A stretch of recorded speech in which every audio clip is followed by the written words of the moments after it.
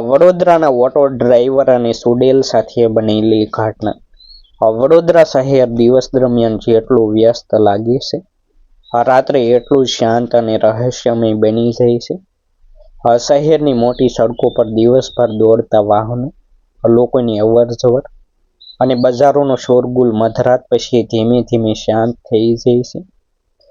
ખાસ કરીને રાત્રે 1 વાગ્યા પછી તો ઘણી જગ્યાઓ એવી લાગે છે કે જાણે આખું શહેર ઊંઘી ગયું હોય.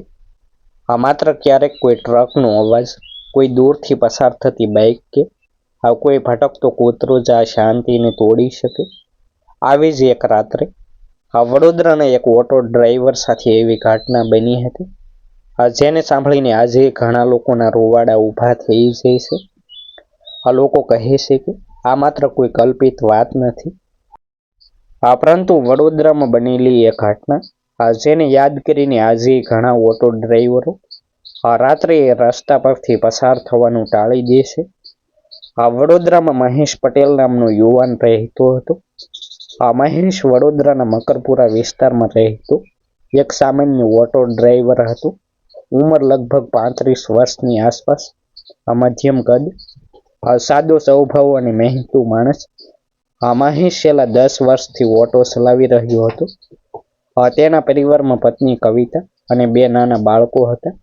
મહેશ દિવસ રાત મહેનત કરીને પોતાના પરિવારનું ગુજરાન ચલાવતો હતો. દિવસ દરમિયાન શહેરમાં ઓટો ચલાવતો, પણ પૈસાની જરૂરના કારણે મહેશ ઘણી વખત રાત્રે પણ ઓટો ચલાવતો. ખાસ કરીને સ્ટેશન, હોસ્પિટલ અને બસ સ્ટેન્ડ નજીક રાત્રે સવારી મળવાની શક્યતા વધારે રહેતી. ઘણા વર્ષોથી રાત્રે ઓટો ચલાવતો હોવાથી મહેશને શહેરની લગભગ દરેક સડક અને ગલીની ઓળખ હતી. તેને અંધકાર કે સુનસાન રસ્તાઓથી ડર લાગતો નહોતો. મહેશ કહેતો કે રાત્રે શહેર એક અલગ જ રીતે જોવા મળે છે, જ્યાં શાંતિ હોય છે અને રસ્તાઓ જાણે પોતાની કોઈ અલગ જ કહાની કહી રહ્યા હોય. એવી જ એક રાત્રે લગભગ 12:30 વાગ્યાનો સમય હતો. મહેશ સ્ટેશન તરફથી એક સવારી ઉતારીને પાછો આવી રહ્યો હતો. આકાશમાં વાદળો હતા, હળવો પવન ફૂંકાઈ રહ્યો હતો. રસ્તા પર લાઇટો તો હતી, પણ આસપાસ માનવીની હાજરી બહુ ઓછી હતી. કેટલાક રસ્તાઓ તો એટલા શાંત લાગતા હતા કે ત્યાંથી પસાર થતી વખતે ઓટોના એન્જિનનો અવાજ પણ ખૂબ મોટો લાગતો હતો. મહેશ ધીમે ધીમે ઓટો ચલાવતા શહેરના એક જૂના રસ્તા પરથી પસાર થઈ રહ્યો હતો. આ રસ્તો શહેરના એક જૂના વિસ્તારને જોડતો હતો, જ્યાં રાત્રે ખાસ અવર જવર રહેતી નહોતી. મહેશ ઘણા વખત આ રસ્તેથી પસાર થયો હતો, તેથી તેને તેમાં કંઈ અજાણ્યાપણું લાગતું નહોતું. જ્યારે મહેશનો ઓટો તે રસ્તાના એક વળાંક નજીક પહોંચ્યો ત્યારે અચાનક તેને આગળ થોડે અંતરે કોઈ ઊભેલું દેખાયું. સ્ટ્રીટ લાઇટના ધીમા પ્રકાશમાં કોઈ સ્ત્રીનો આકાર દેખાતો હતો. તે રસ્તાની બાજુમાં ઊભી રહી હાથ બતાવી રહી હતી, જાણે ઓટો રોકવા માટે ઈશારો કરી રહી હોય. રાત્રે આટલે મોડે સુમસાન રસ્તા પર કોઈ સ્ત્રી ઊભી હોય તે થોડી અજીબ વાત હતી, પરંતુ ઓટો ડ્રાઈવર માટે સવારી એટલે કામ. મહેશે ઓટો ધીમો કર્યો અને તેની નજીક જઈ રોકી દીધો. જ્યારે ઓટો નજીક આવ્યો ત્યારે મહેશે જોયું કે તે સ્ત્રી સફેદ સાડી પહેરેલી હતી. તેના વાળ લાંબા હતા અને ચહેરા પર કોઈ ખાસ ભાવ નહોતો. તે ખૂબ શાંત દેખાતી હતી. મહેશે સામાન્ય રીતે પૂછ્યું, "ક્યાં જવું છે બહેન?" સ્ત્રીએ ધીમા અવાજમાં કહ્યું કે તેને શહેરની બહાર તરફ આવેલા એક જૂના સ્ટેશન પાસે ઉતરવું છે. તેની બોલવાની રીત ખૂબ ધીમી અને શાંત હતી, જાણે તે કોઈ ઊંડા વિચારમાં હોય. મહેશે થોડો વિચાર કર્યો, કારણ કે તે વિસ્તાર થોડો સુનસાન હતો. પરંતુ પછી તેણે કહ્યું કે ચાલો બેસી જાઓ. સ્ત્રી ઓટોના પાછળની સીટ પર આવીને બેસી ગઈ. મહેશે ઓટો સ્ટાર્ટ કર્યો અને રસ્તા પર આગળ વધ્યો. ઓટો આગળ વધી રહ્યો હતો, પરંતુ થોડા સમય પછી મહેશને લાગ્યું કે ઓટાની અંદરનું વાતાવરણ થોડું અજીબ બની ગયું છે. સામાન્ય રીતે જ્યારે કોઈ સવારી ઓટોમાં બેસે ત્યારે થોડી વાતચીત થાય, રસ્તા વિશે પૂછાય કે ક્યાં ઉતરવું છે તે વિશે ચર્ચા થાય. પરંતુ આ સ્ત્રી સંપૂર્ણ શાંત હતી. મહેશે મિરરમાંથી પાછળ જોયું. તે સ્ત્રી સીધી બેસી રહી હતી અને બહાર તરફ જોઈ રહી હતી. તેના ચહેરા પર કોઈ ખાસ ભાવ દેખાતો નહોતો. મહેશે વાત શરૂ કરવા માટે પૂછ્યું, આટલી રાત્રે તમે અહીં કેમ ઊભા હતા? સ્ત્રીએ થોડો સમય મૌન રાખ્યું અને પછી ધીમેથી કહ્યું, અમારે જવું હતું એટલે ઊભી હતી. તેનો જવાબ થોડો અજીબ હતો. પરંતુ મહેશે વધારે વિચાર કર્યો નહીં. ઓટો હવે શહેરના પ્રકાશિત વિસ્તારમાંથી થોડું દૂર જઈ રહ્યો હતો. રસ્તા પર લાઇટો વચ્ચેનું અંતર વધી રહ્યું હતું. આસપાસ વધુ અંધકાર દેખાતો હતો. પવન પણ થોડો ઠંડો લાગવા લાગ્યો.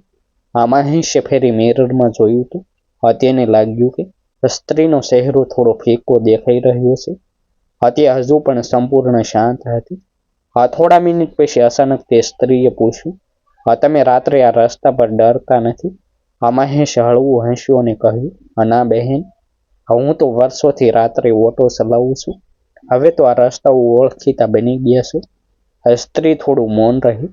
પછી ધીમેથી બોલી, ક્યારેક આ રસ્તા ઉપર એવી વસ્તુઓ મળે છે જે માણસ નથી હોતી. તેની આ વાત સાંભળીને મહેશ થોડો ચોંકી ગયો. પરંતુ તેણે વિચાર્યું કે કદાચ તે મજાક કરી રહી હશે. મહેશે હળવી રીતે કહ્યું, આવી વાતો તો લોકો કહેતા રહે છે. તે સ્ત્રી ફરી મૌન થઈ ગઈ. ઓટો હવે શહેરના વધુ સુનસાન ભાગમાં પ્રવેશી રહ્યો હતો. થોડા સમય પછી સ્ત્રીએ કહ્યું, અહીં થોડું આગળ ઓટો રોકી દો. મહેશે ઓટો ધીમું કર્યું. તેણે બતાવેલી જગ્યાએ રોકી દીધું. આ જગ્યા ખૂબ સુનસાન હતી. આસપાસ કોઈ ઘર કે દુકાન નહોતી. માત્ર રસ્તો, અંધકાર અને થોડા દૂર ઉભેલા વૃક્ષો. મહેશે ઓટો રોકીને કહ્યું, બહેન, આવી ગયું, ભાડું આપો.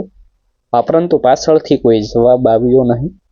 મહેશે વિચાર્યું કે કદાચ સ્ત્રી પર્સમાંથી પૈસા કાઢી રહી હશે. થોડા સેકન્ડ પછી પણ કોઈ અવાજ ન આવ્યો. ત્યારે મહેશે પાછળ વળીને જોયું. એ ક્ષણે તેની આંખો આશ્ચર્યથી ફાટી ગઈ. પાછળની સીટ સંપૂર્ણ ખાલી હતી. ત્યાં કોઈ નહોતું.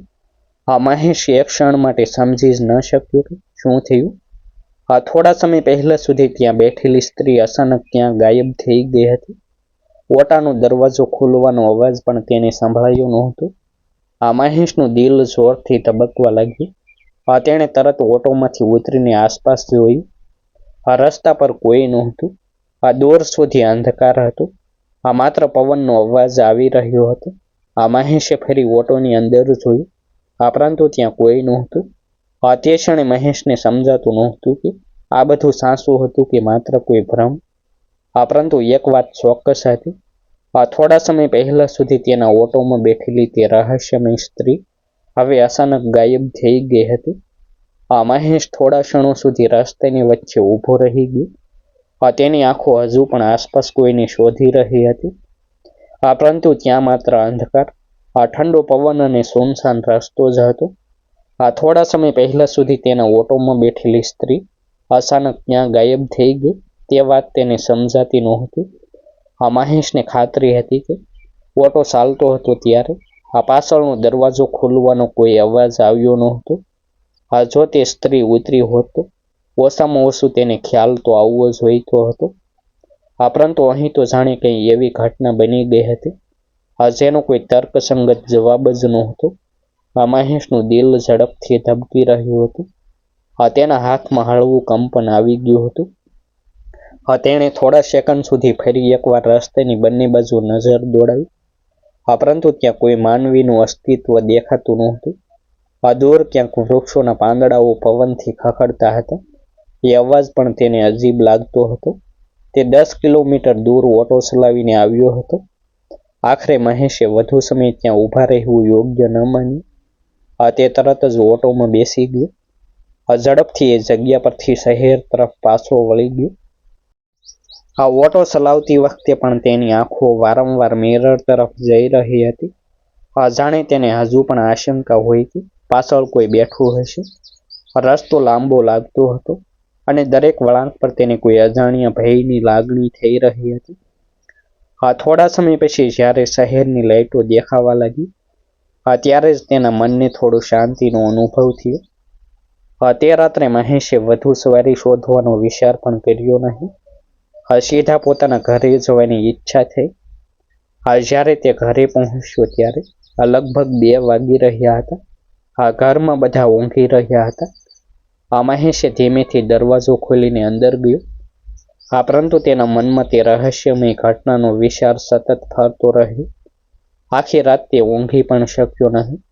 સવારે જ્યારે મહેશ ચા પી રહ્યો હતો ત્યારે પણ તેની આંખોમાં ઊંઘનો ભાવ સ્પષ્ટ દેખાતો હતો. તેની પત્નીએ પૂછ્યું કે શું થયું છે, પરંતુ મહેશે આખી વાત તેને કહી નહીં. તેને લાગ્યું કે કદાચ લોકો તેની વાત પર વિશ્વાસ નહીં કરે. દિવસ દરમિયાન પણ મહેશના મનમાં વારંવાર તે જ ઘટના ફરી આવી રહી હતી. આખરે સાંજના સમયે જ્યારે તે પોતાના કેટલાક ઓટો ડ્રાઈવર મિત્રો સાથે સ્ટેન્ડ પર બેઠો હતો ત્યારે તેણે હિંમત કરીને આ ઘટના તેમને કહી. શરૂઆતમાં તો તેના મિત્રો હસવા લાગ્યા. કોઈએ કહ્યું કે કદાચ તે રાત્રે વધારે થાકી ગયો હશે અને તને ભ્રમ થયો હશે. કોઈએ મજાકમાં કહ્યું કે કદાચ કોઈ સવારી ભાડું આપ્યા વગર ભાગી ગઈ હશે. મહેશ પણ થોડો સમય પછી વિચારવા લાગ્યો કે કદાચ ખરેખર એવું જ કંઈક થયું હશે. કદાચ તે સ્ત્રી ઓટો રોકતા પહેલા જ ઝડપથી ઉતરી ગઈ હશે. તેને ખ્યાલ ન આવ્યો હોય. આ રીતે થોડા દિવસો પસાર થઈ ગયા. મહેશ ફરી સામાન્ય રીતે ઓટો ચલાવવા લાગ્યો. જોકે તે ઘટના તેના મનમાંથી સંપૂર્ણ રીતે દૂર થઈ નહોતી, પરંતુ સમય સાથે તેના ભયની લાગણી થોડી ઓછી થઈ ગઈ હતી. એક રાત્રે ફરીથી તે લગભગ 12 વાગ્યાના આસપાસ સવારી ઉતારીને પાછો આવી રહ્યો હતો. સંયોગાવશાત તેને ફરી એ જ રસ્તેથી પસાર થવું પડ્યું જ્યાં તે અજાણી ઘટના બની હતી. શરૂઆતમાં તેણે વિચાર્યું કે કોઈ બીજો રસ્તો લઈ લે, પરંતુ પછી તેણે પોતાને સમજાવ્યું કે ડરવાની કોઈ જરૂર નથી. આખરે તે વર્ષોથી આ શહેરમાં ઓટો ચલાવી રહ્યો હતો. તેણે હિંમત કરીને એ જ રસ્તે આગળ વધવાનું નક્કી કર્યું. જ્યારે મહેશનો ઓટો તે વળાંક નજીક પહોંચ્યો ત્યારે અચાનક તેની નજર રસ્તાની બાજુ પર પડી. એ ક્ષણે તેના શરીરમાં એક ઠંડી લહેર ફરી ગઈ. ત્યાં ફરી એક વખત એક સ્ત્રી ઊભી હતી. સ્ટ્રીટ લાઇટના ધીમા પ્રકાશમાં સફેદ સાડી પહેરેલી એ જ આકાર દેખાતો હતો. તે ફરીથી હાથ બતાવી ઓટો રોકવાનો ઈશારો કરી રહી હતી. મહેશના દિલની ધડકન અચાનક વધી ગઈ. થોડા સેકન્ડ માટે તેણે વિચાર્યું કે ઓટો રોકવો કે નહીં, પરંતુ જાણે કોઈ અજાણી શક્તિ તેને રોકવા માટે મજબૂર કરી રહી હોય. તેમ તેણે બ્રેક દબાવી ઓટો ધીમો કર્યો. ઓટો નજીક આવ્યો ત્યારે તેણે ફરી જોયું. એ જ શાંત ચહેરો, એ જ સફેદ સાડી અને એ જ નિર્ભાવ નજર.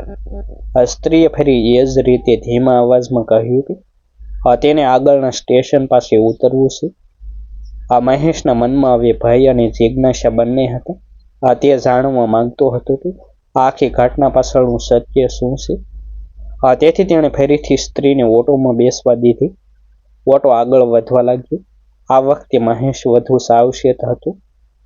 તે વારંવાર મિરરમાંથી પાછળ જોઈ રહ્યો હતો. સ્ત્રી શાંત રીતે બેઠી હતી અને બહાર તરફ જોઈ રહી હતી.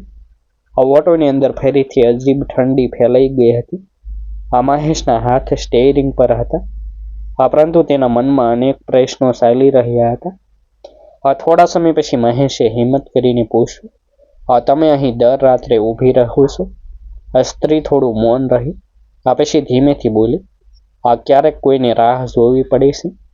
તેની આ વાત સાંભળીને મહેશને ફરી એક અજાણ્યા ભયની લાગણી થઈ. રસ્તો ધીમે ધીમે વધુ સુનસાન બનતો જઈ રહ્યો હતો. આસપાસના વૃક્ષોના પડછાયા રસ્તા પર લાંબા દેખાઈ રહ્યા હતા. પવન વધુ ઠંડો લાગવા લાગ્યો. થોડા મિનિટ પછી સ્ત્રીએ ફરી કહ્યું, અહીં આગળ રોકી દો. મહેશે ઓટો એ જ ઓળખીતા સ્થળે રોકી દીધો. તેનું દિલ હવે એટલું જોરથી ધબકતું હતું કે તેને પોતાનો શ્વાસ પણ ભારે લાગતો હતો. તે ધીમેથી પાછળ વળ્યું અને કહ્યું, બહેન આવી ગયું. પરંતુ જે બન્યું તે જોઈને તેની આંખો ફરી આશ્ચર્યથી ફાટી ગઈ. પાછળની સીટ ફરી ખાલી હતી. થોડા સેકન્ડ પહેલા સુધી જ્યાં બેઠેલી સ્ત્રી જાણે હવામાં વિલીન થઈ ગઈ હતી. મહેશના શરીરમાં ડરની કંપારી ફરી ગઈ. હવે તેને ખાતરી થઈ ગઈ હતી કે આ કોઈ સામાન્ય ઘટના નહોતી. આ કંઈક એવું બની રહ્યું હતું જે માનવીય સમજથી ઘણું દૂર હતું. તે ક્ષણે મહેશના શરીરમાં ભયની એક ઠંડી લહેર ફરી ગઈ. હવે તેને પૂરી રીતે સમજાઈ ગયું હતું કે આ કોઈ સામાન્ય ઘટના નથી. આ 2 વખત એક જ જગ્યાએ એક જ સ્ત્રીને ઓટોમાં બેસાડવી, પછી અચાનક તેને ગાયબ થઈ જતી જોવી, આ વાત કોઈ ભ્રમ કે સંયોગ હોઈ શકે એવું લાગતું નહોતું. મહેશ તરત જ ઓટો સ્ટાર્ટ કરીને ત્યાંથી ઝડપથી શહેર તરફ ભાગ્યો. તેના હાથ સ્ટેરિંગ પર હતા, પરંતુ દિલ હજુ પણ જોરથી ધબકી રહ્યું હતું. રસ્તામાં તેને વારંવાર એવું લાગતું હતું કે જાણે કોઈ તેની પાછળ બેઠું હોય. તે વારંવાર રિયર મિરરમાં જોઈ રહ્યો હતો, પરંતુ પાછળ સીટ ખાલી જ હતી. થોડા સમય પછી જ્યારે તે શહેરના વિસ્તારમાં પહોંચ્યો ત્યારે તેને થોડો હાશકારો થયો. થોડી દૂર એક નાની સાઈની કીટલી ખુલ્લી હતી, જ્યાં કેટલાક ઓટો ડ્રાઈવરો અને ટ્રક ડ્રાઈવરો ચા પી રહ્યા હતા. મહેશે પણ ઓટો ત્યાં રોક્યો અને ઉતરી ગયો. તેના ચહેરા પરનો ડર જોઈને ત્યાં બેઠેલા એક માણસે પૂછ્યું કે શું થયું છે. મહેશે ધીમે ધીમે આખી ઘટના બધાને કહી. શરૂઆતમાં કેટલાક લોકો આશ્ચર્યથી તેની વાત સાંભળતા રહ્યા, પરંતુ ત્યાં બેઠેલા એક વૃદ્ધ માણસના ચહેરા પર ગંભીરતા આવી ગઈ. તે વૃદ્ધ ધીમેથી બોલ્યા, તમે જે રસ્તાની વાત કરો છો ત્યાં આવી ઘટના પહેલા પણ ઘણી વખત થઈ ચૂકી છે. મહેશે આશ્ચર્યથી તેમની તરફ જોયું. વૃદ્ધે આગળ કહ્યું કે ઘણા વર્ષો પહેલા તે જ જગ્યાએ એક ભયાનક અકસ્માત થયો હતો. એક યુવતી રાત્રે રસ્તો ક્રોસ કરતી હતી, ત્યારે ઝડપથી આવતી એક કાર સાથે તેનો અકસ્માત થયો હતો. લોકો કહે છે કે તે યુવતી ત્યાં જ મૃત્યુ પામી હતી. ત્યારથી ઘણા ડ્રાઈવરોને રાત્રે ત્યાં સફેદ સાડી પહેરેલી એક સ્ત્રી દેખાય છે. કેટલાક કહે છે કે તે સવારી માગે છે, પરંતુ જે લોકો તેને ઓટો કે કારમાં બેસાડે છે તેઓ કહે છે કે તે થોડા સમય પછી અચાનક ગાયબ થઈ જાય છે. આ વાત સાંભળીને મહેશના શરીરમાં ફરી એક કંપારી ફરી ગઈ. હવે તેને સમજાયું કે તેણે જે અનુભવ્યું તે માત્ર કોઈ અજાણી ઘટના નહોતી, પરંતુ કદાચ એ જગ્યા સાથે જોડાયેલી કોઈ રહસ્યમય આત્માની કહાની હતી. તે રાત પછી મહેશે લાંબા સમય સુધી તે રસ્તા પરથી પસાર થવાનું ટાળ્યું. આજે જ્યારે તે ઘટના યાદ કરે છે ત્યારે તેના દિલમાં એક અજાણ્યો ડર ઊભો થઈ જાય છે. વડોદરાના કેટલાક જૂના ઓટો ડ્રાઈવરો આજે ધીમા અવાજમાં આ ઘટનાની વાત કરે છે. કહે છે કે મોડી રાત્રે તે રસ્તા પર ક્યારેક હજુ પણ એક સફેદ સાડી પહેરેલી સ્ત્રી સવારી માટે ઊભી દેખાય છે. કોણ હતી તે અને શા માટે તે હજુ પણ ત્યાં દેખાય છે? આ પ્રશ્નના જવાબ આજ સુધી કોઈ પાસે નથી. ડિસ્ક્લેમર: આ સ્ટોરી દર્શકોના મનોરંજન માટે રજૂ કરવામાં આવી છે. આ સ્ટોરીમાં દર્શાવેલ પાત્રનું નામ અને કેટલીક પરિસ્થિતિઓમાં ગોપનીયતા જાળવવા માટે ફેરફાર કરવામાં આવ્યા છે. આ ઘટનાને સત્ય ઘટના પરથી પ્રેરિત સ્ટોરી તરીકે રજૂ કરવામાં આવી છે, પરંતુ તેનો હેતુ માત્ર રસપ્રદ અને રહસ્યમય અનુભવ શેર કરવાનો છે. દર્શકોને વિનંતી છે કે આ સ્ટોરીને અંધશ્રદ્ધા તરીકે નહીં, પરંતુ એક રહસ્યમય કિસ્સા તરીકે જ માણે. આભાર. ફરી મળીશું એક નવી સ્ટોરી સાથે. આ સ્ટોરીના તમામ પાત્રો કાલ્પનિક છે, જેની દરેક મિત્રો નોંધ લેશો.